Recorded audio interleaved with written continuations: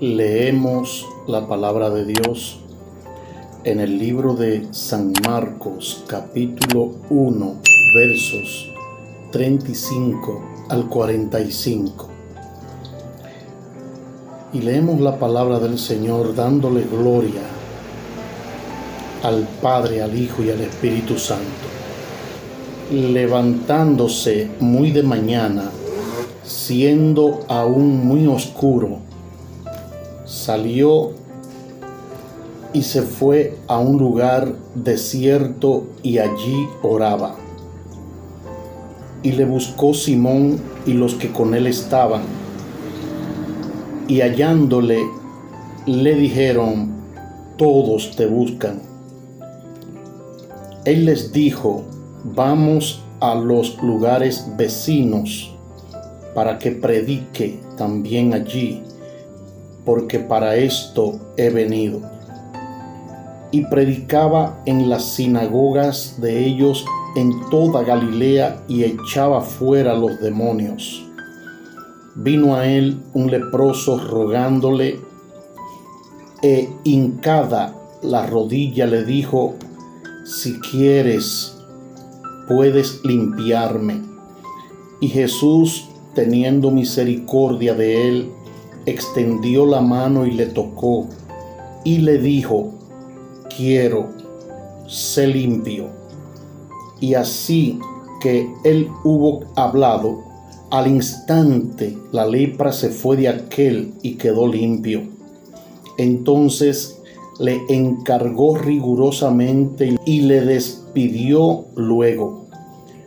Y le dijo: mira, no digas a nadie nada, sino ve, muéstrate al sacerdote y ofrece por tu purificación lo que Moisés mandó para testimonio a ellos. Pero oído él, comenzó a publicarlo mucho y a divulgar el hecho, de manera que ya Jesús no podía entrar abiertamente en la ciudad, sino que se quedaba fuera en los lugares desiertos, y venían a él de todas partes. A todas y a todos muchas bendiciones. En este momento vamos a hablar acerca de estos versos bíblicos. Marcos capítulo 1, versículos 35 al 45. Vemos en el verso 35 una expresión la cual debemos de analizar, y es que dice que levantándose muy de mañana, refiriéndose a Jesús. Y en esta ocasión Jesús está haciendo su primer recorrido por Galilea. Tenemos versos paralelos en Marcos 1:35 al 39, Mateo capítulo 4, 23 al 25, Lucas capítulo 4, 42 al 44. En el griego, proi es la palabra utilizada para muy de mañana, lo que realmente significa de madrugada. Este término generalmente se usaba para referirse a la última vigilia de la noche, que viene siendo de las 3 a las 6 de la mañana. Podemos encontrar confirmación en Marcos 16:2, Marcos 16:9 y Juan 21. Como era el comienzo del verano, el sol salía alrededor de las 5 de la madrugada, y la primera luz del alba solía ser visible más o menos a las 3:30 en la latitud de Capernaum. Siendo aún muy oscuro, el griego indica que era noche cerrada, que en este caso correspondería con la primera parte de la vigilia matinal. Jesús debe haber dormido muy poco, pues ya era tarde en la noche antes de que se fueran las multitudes que habían llevado sus enfermos a la puerta del hogar de Pedro. Jesús dice que quiere ir a un lugar desierto. Jesús procuraba estar solo, donde no pudieran encontrarlo las multitudes. Y dice que él oraba. Una de las resaltantes y significativas características de Cristo era que oraba con frecuencia y con eficacia. Muchas veces durante su vida terrenal, Jesús destacó que no puede el Hijo hacer nada por sí mismo. Juan 5:19, también Marcos 1:30. Las maravillas, esas obras que Jesús realizaba, eran hechas mediante el poder del Padre. Las palabras que hablaba le eran dadas por el Padre. Juan 8:28. Todo acto de la vida terrenal de Cristo se realizaba en cumplimiento del plan trazado desde la eternidad. Antes de venir a la tierra, el plan estuvo delante de él, perfecto en todos sus detalles. Pero mientras andaba entre los hombres, era guiado paso a paso por la voluntad del Padre. El plan para su vida era desplegado ante él día tras día. Jesús para esto tenía que orar, para vivir en esa estrecha relación, conexión, comunicación con el Padre Celestial, para que todo fuera dirigido perfectamente como ya se había trazado desde la eternidad. Nosotros, al igual que Jesús, nacimos con un propósito. Nacimos con un plan divino, con un plan del Padre, con un plan de Dios. Y para realizar ese plan tenemos que estar conectados con el Padre en oración constantemente.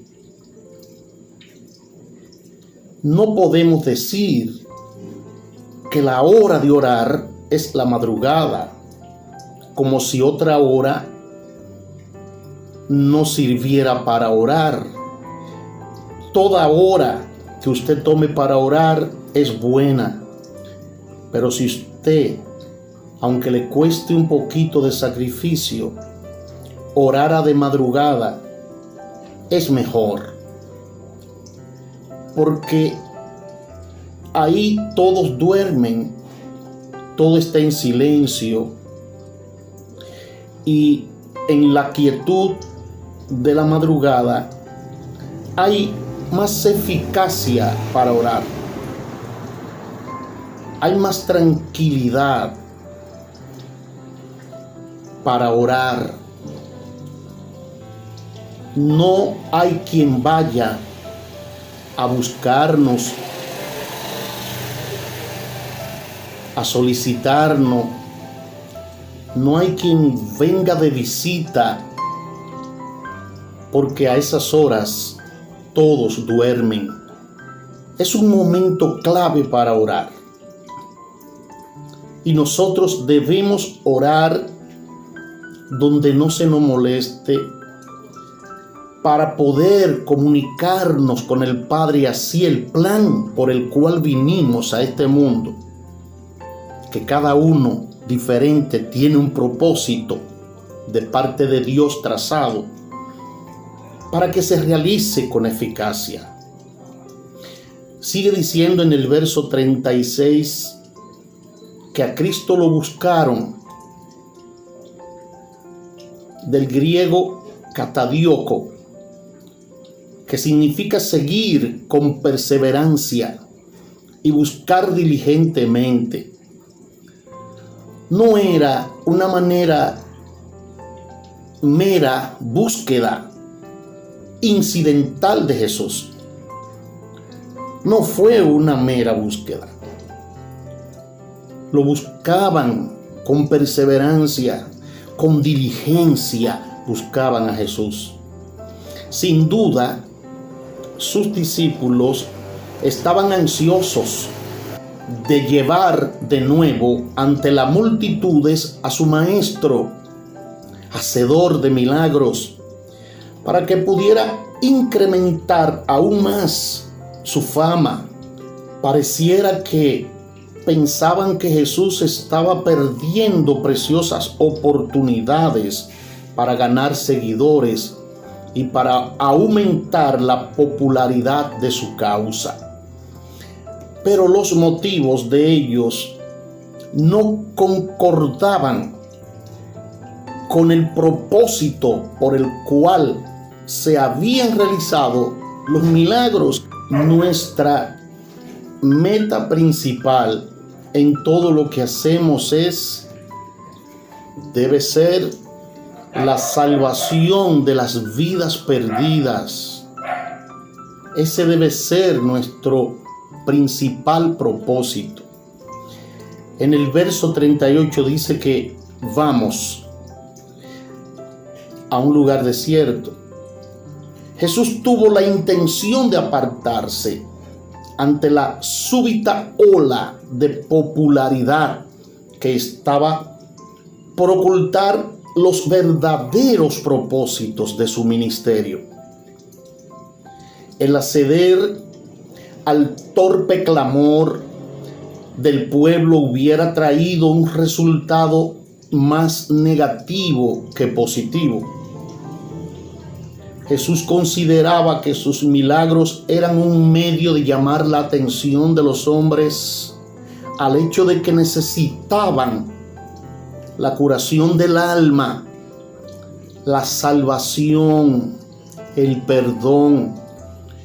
Pero las multitudes no veían más allá de los milagros en sí mismos. No veían más que lo que Jesús le daba físicamente, los milagros, las sanidades. Pero el propósito de Cristo realmente era brindarle a ellos y que ellos reconocieran que tenían que buscar el reino de Dios primeramente y su justicia para curación del alma. En su ceguera confundían los medios con el fin, pero los medios sin el fin tan solo tenderían a apartarlo mucho más que nunca del reino de Cristo, un reino que Cristo había venido a proclamar.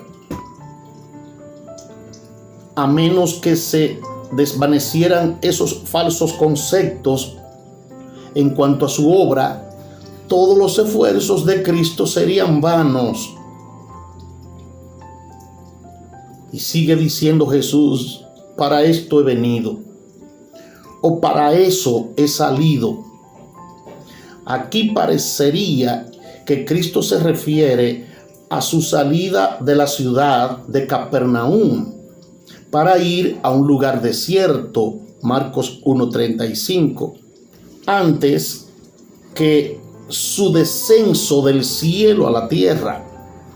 Sin embargo, el pasaje paralelo de Marcos capítulo 4, verso 43, indica o implica que Jesús en este momento se refería a su misión en la tierra. En otras ocasiones se refirió específicamente a su venida desde el lado de su Padre en relación con su misión. En el versículo 40, capítulo 1 de Marcos, allí encontramos la historia de un leproso.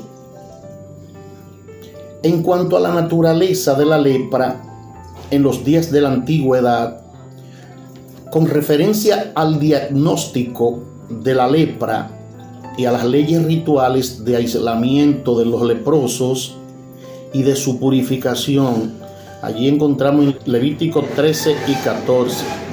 El concepto popular de los judíos era que la lepra sobrevenía como un castigo divino a causa del pecado.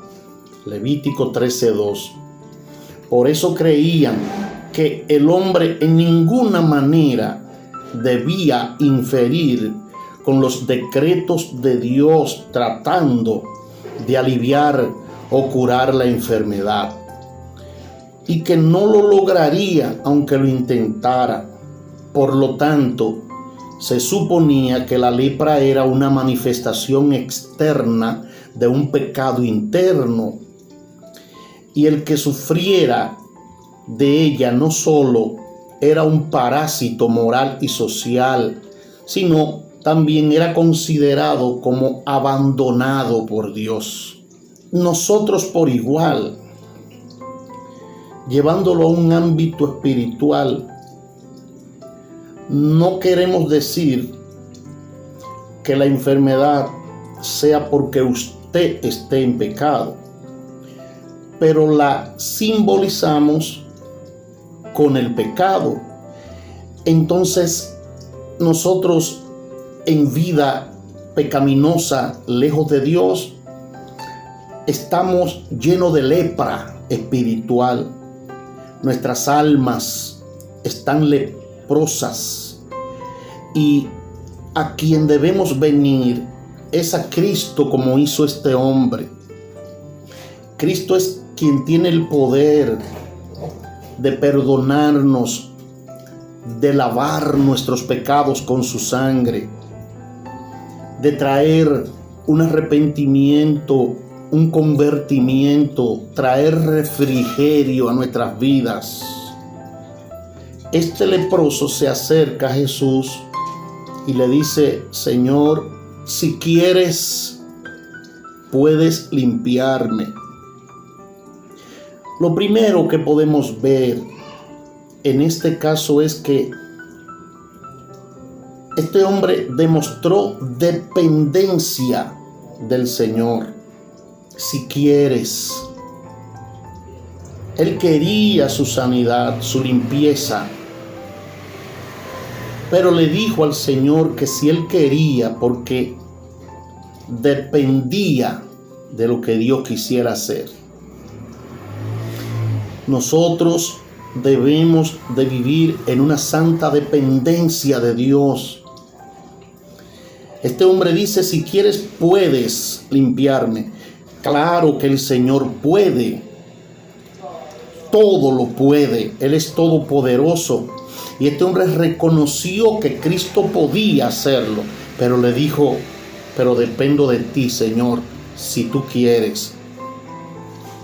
Nosotros hoy reconocemos que Cristo tiene el poder de realizar todo lo que Él quiera realizar, pero no todo nos conviene, y nosotros debemos de vivir en una santa dependencia de Dios, que todo cuanto querramos, todo cuanto deseemos, debemos depositarlo en una santa dependencia del Señor. Señor, si tú quieres, resuélveme esto, hazme aquello, dame esto, dame aquello.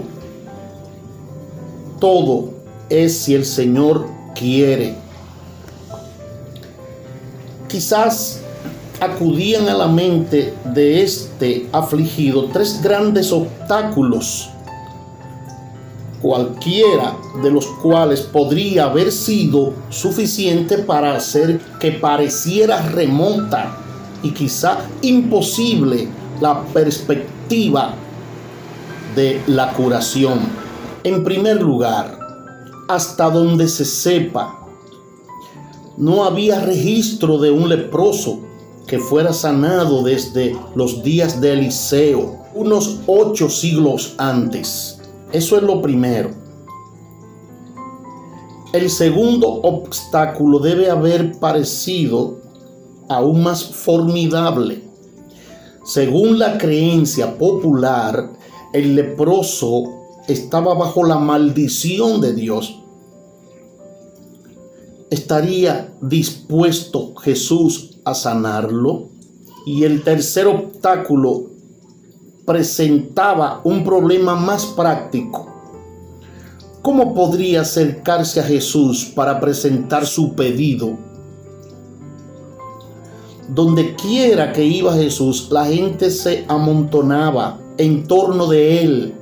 La ley ritual prohibía estrictamente que un leproso se aproximara a otros y que se mezclara con ellos. Pero este hombre, venciendo estos obstáculos, se acerca al Señor y le dice: puedes limpiarme. El griego katarixo, limpiar, y no terapeut, que es curar, sanar. Tanto en los tiempos del Antiguo Testamento como en los del Nuevo Testamento se hacía referencia a los leprosos como inmundos que necesitaban ser limpiados, a diferencia de un enfermo que necesitaba ser sanado. Esta diferencia de términos refleja la idea de que la lepra no se parecía a otras enfermedades y que la diferencia consistía esencialmente en una impureza moral y ritual. Si analizamos entonces lo que el leproso le pidió a Jesús fue pureza, limpieza de su pecado, para luego desde su interior ya limpio, entonces su carne limpiara de la lepra. En lo que se interesó primero fue en limpieza de pecado, porque esa era la idea que se tenía, que un leproso estaba bajo maldición, separación de Dios, por causa de su impureza. Y eso le causaba entonces la enfermedad. Luego de esto, dice el verso 41 que Jesús extendió la mano y le tocó. Una mano extendida para tocar al enfermo era un ademán familiar relacionado con la curación. Recordemos a Naamán, que también allí hubo un ademán para poder ser sano. La suegra de Pedro también, que Jesús extendió su mano y le tomó la mano a ella. Esos son ademanes familiares relacionados con curación.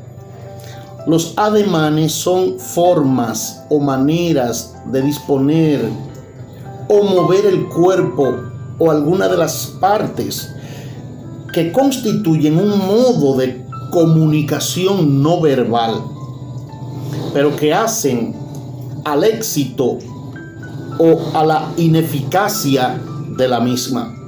Los ademanes constituyen el único medio de comunicación en el lenguaje de señas de los sordomudos. Jesús sabía que ese hombre era leproso. Sin embargo, lo tocó sin temor. Jesús extiende su mano y lo toca sin ninguna preocupación. Al tocarlo, Jesús le dice: si quiero, sé limpio. Se suponía que ningún ser humano podía curar la lepra, y el hecho de que Jesús lo hiciera implicaba que tenía poder para eliminar su supuesta causa, que para ellos era el pecado de ese hombre. Jesús había venido a la tierra con el propósito específico de limpiar el alma de pecado. E inmediatamente Jesús da la palabra al tocar a este hombre y dice que al instante, esto en sí mismo era una parte importante del milagro. Todo sucedió ante los mismos ojos de la multitud. Las llagas del doliente al instante se sanaron. Sus músculos se vigorizaron. Sus nervios recobraron la sensibilidad. Al Cristo llegar a nosotros, también extiende su mano y nos toca. Y en una confesión que tengamos ante Él de nuestros pecados para perdón de nuestras almas, también Él extiende su mano y nos toca y dice: sí, yo quiero ser limpio del pecado. Sí, yo quiero ser perdonado ahora mismo. Y toda culpa va a desaparecer.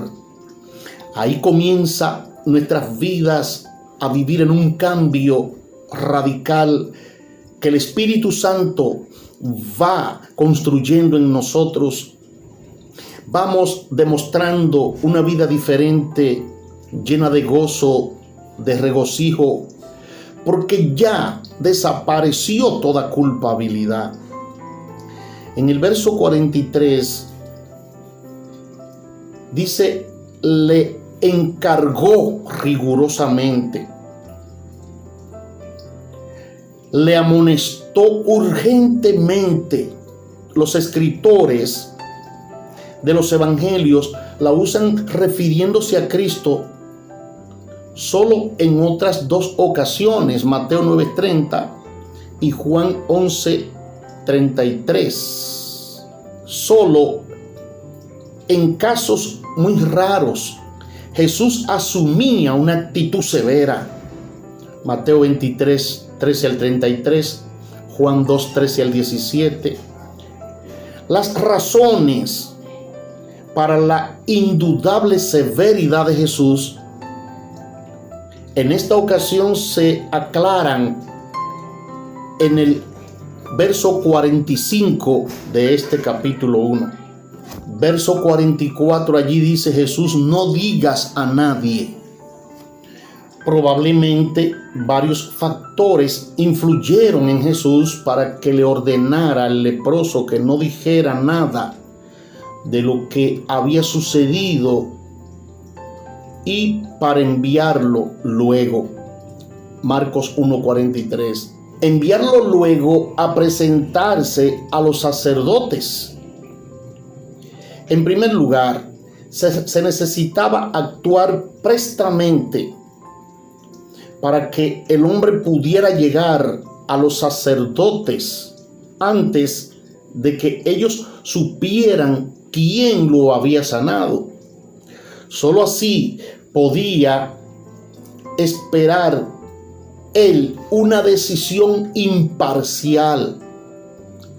Pues si los sacerdotes sabían que era Jesús el que lo había sanado, podrían negarse a certificar que estaba limpio. Sus propios intereses hacían que se necesitara silencio y rapidez. También, si los muchos leprosos de la región llegaban a oír acerca del poder de Jesús para librarlos de su enfermedad, sin duda acudirían a él y harían más difícil su ministerio para el pueblo en general. Además, Jesús demandaba como requisito previo un sincero sentido de necesidad de parte del afligido, una medida de fe, arrepentimiento del pecado y la solución de conformar la vida con la voluntad de Dios de allí en adelante. Otra razón importante por la que Jesús le dijo al leproso sanado que no dijera nada era porque el maestro procuraba evitar que se creara la reputación de que era tan solo un taumaturgo. Taumaturgo o taumaturga, como se pronuncia nombre masculino y femenino, es una persona que tiene poderes para hacer milagros y actos prodigiosos.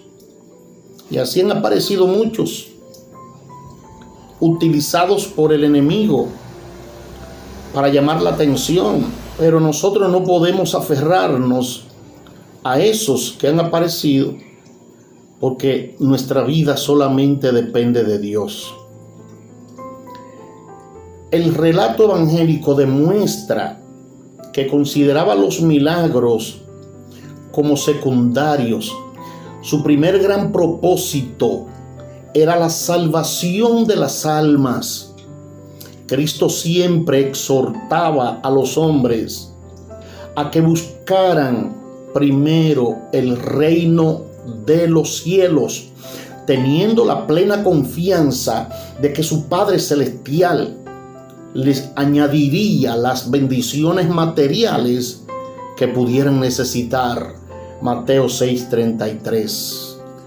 En Mateo 9:30, Mateo 12:16, Marcos 5:43, Marcos 7:36, como también en Marcos 8:26, se encuentran varios ejemplos cuando Jesús, por estas y otras razones, prohibió que se divulgaran los relatos de los milagros que él realizaba. Luego le dice: muéstrate al sacerdote. De acuerdo con la ley mosaica, cada leproso limpiado debía mostrarse a los sacerdotes, quienes eran los funcionarios de salud pública.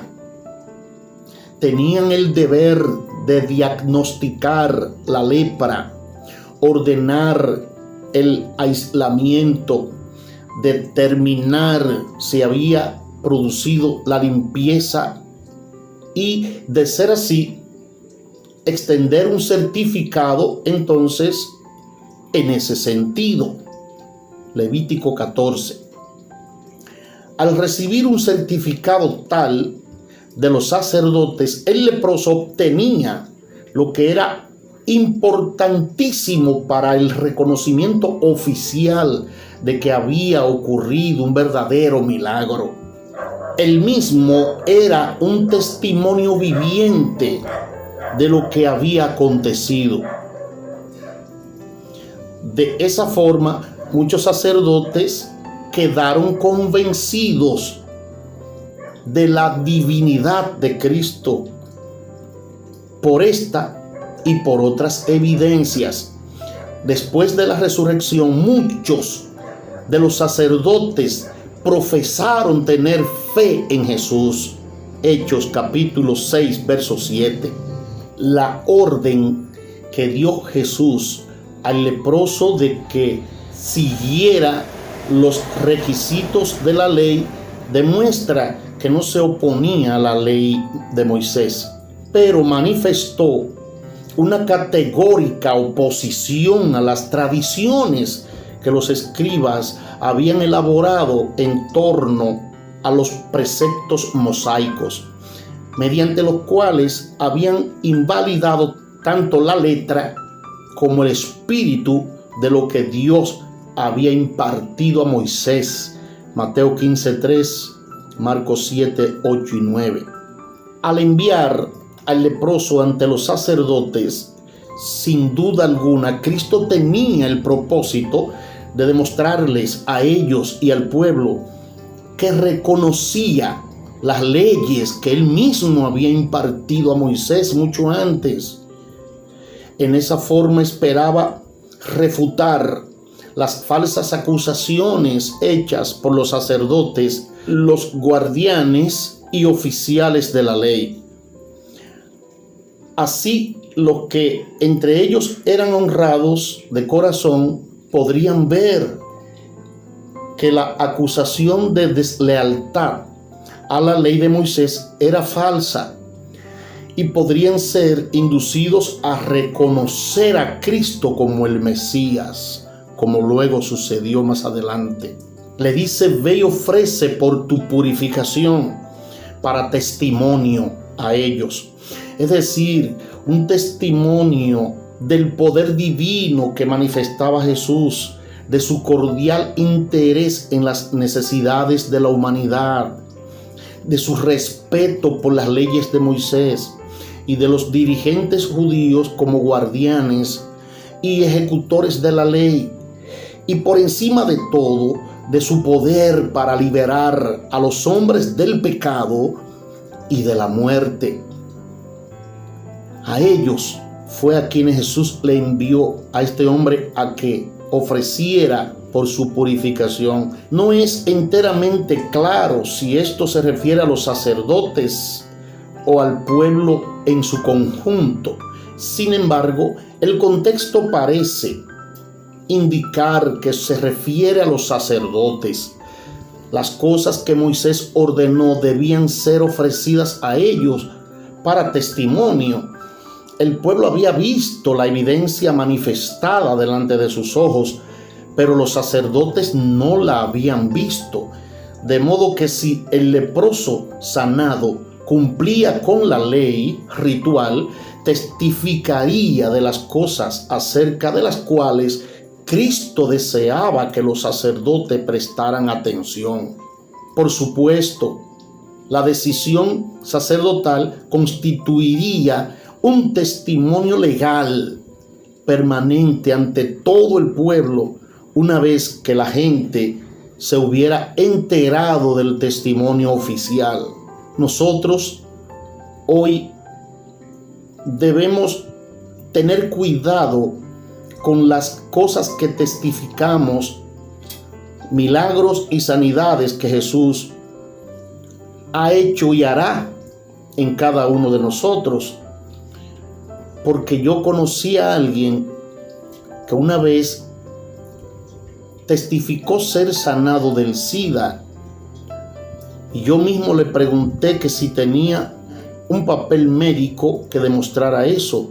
No lo hice por duda, sino le dije a él que él debía tener eso para cuando saliera por ahí a una iglesia, a una campaña, a lo que fuere, y él testificara, podían aparecer gente que le pidieran un papel certificando la sanidad. Y él nunca me hizo caso. Él nunca mostró ese papel, y luego, unos años más adelante, muere del SIDA.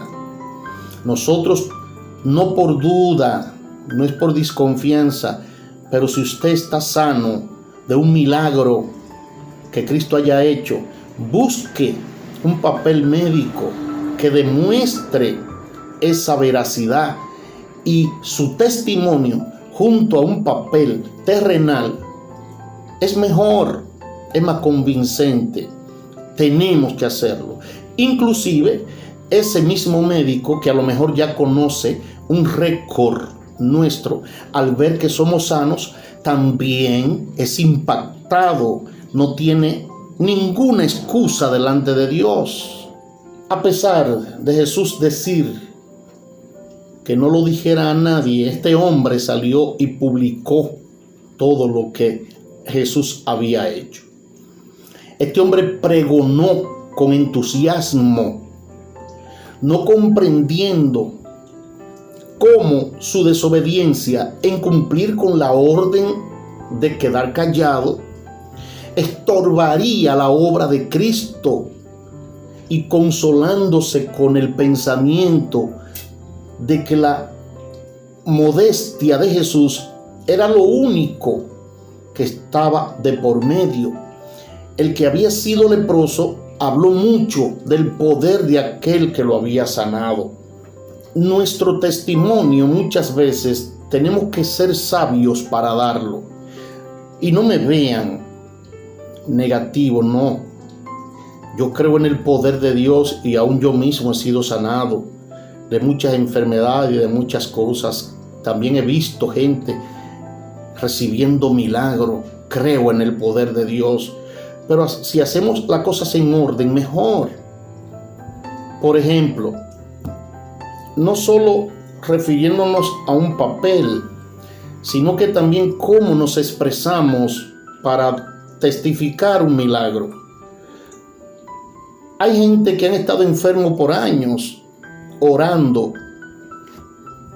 Cristianos, perseverando y pidiendo oración, y no han sido sanados. Ahí Dios sabrá las razones. Tampoco por eso debemos ver a esa gente mal. Ahí Dios sabrá las razones. Pero han habido otros que sí han sido sanados de cosas terribles, enfermedades terribles. Y a veces una expresión del testimonio de ese sanado hiere al que no ha sido sanado. Por ejemplo, he oído gente decir desde un altar personal, como fuere que testificara, lo he escuchado decir: yo soy una hija o un hijo de Dios, el Señor me sanó, es que Él me escucha a mí, es que yo soy esto y aquello y el Señor me sanó. ¿Qué sucede ahí? Que por esa expresión, aquel que tiene años pidiendo la salud y todavía no se le ha concedido, al yo decir, o al usted decir soy hijo, soy hija de Dios, basando la paternidad en una sanidad, ese que no ha sido sanado va a decir: bueno, pues yo no soy hija de Dios o no soy hijo de Dios, Él no está conmigo, Él no me oye. Es decir, que va a tomar por mal un testimonio positivo que usted está dando simplemente porque está expresando palabras de una forma, digamos así, desconsiderada. Porque hay otros que no han recibido lo que tú recibiste y se pueden sentir mal. No por envidia ni egoísmo. Todos queremos ser hijos de Dios. Todos queremos sentirnos hijos de Dios. Y al decir yo soy hija porque me sanó, es que Él me ama, aquel va a pensar todo lo contrario para él. Debemos tener cuidado de cómo divulgamos el testimonio de las cosas que Dios hace. Claro que sí, vamos a testificar, vamos a divulgarlo, pero tengamos cuidado y consideración. Este hombre divulgó el hecho, divulgó la noticia. Ya Jesús no podía entrar abiertamente en la ciudad. Este milagro, o más bien su resultado, parece haber señalado la terminación del primer viaje misionero de Cristo por los pueblos y las aldeas de Galilea. Se vio obligado a cesar la obra por un tiempo en la ciudad. Todo por un testimonio que Jesús dijo que no se dijera. Hoy en día, el Espíritu Santo no puede ni tratar con nosotros revelándonos algo oculto de otra persona como lo hacía antes. Eso abundaba mucho. Dios revelaba cosas ocultas de gente y todavía hoy lo hace, pero no en la abundancia como lo hacía antes. Y es por lo mismo, Dios nos revela cualquier cosa íntima de alguien y salimos a hablar, salimos a criticar o decírselo a quien no debemos decírselo. Y eso es lo que trae problemas. Este hombre hizo aparentemente que el recorrido de Jesús del primer viaje se dificultara, se afectara por no haber obedecido lo que Jesús le había dicho. Algunos días después, una vez más estaba Jesús en Capernaum, Marcos 2:1, en la casa de Pedro, y dice que venían. Es decir, la forma del verbo griego implica que la gente continuaba viniendo. Estaban entusiasmados, pero desafortunadamente su celo era un fuego fatuo y no entendían bien que el propósito de Cristo al hacer los milagros es salvar las almas. Quisimos traer este recuento bíblico de Marcos 1, 35 al 45, porque consideramos que hay una gran enseñanza, como en toda la palabra de Dios. Así es que esto les sirva de mucha bendición. En el próximo video estaremos enviando saludos a nuestros suscriptores. Así es que deje su comentario, suscriba a otros, invítelo, active la campanita para que le lleguen nuestras notificaciones. Y a todas y a todos, que Dios me les bendiga poderosamente.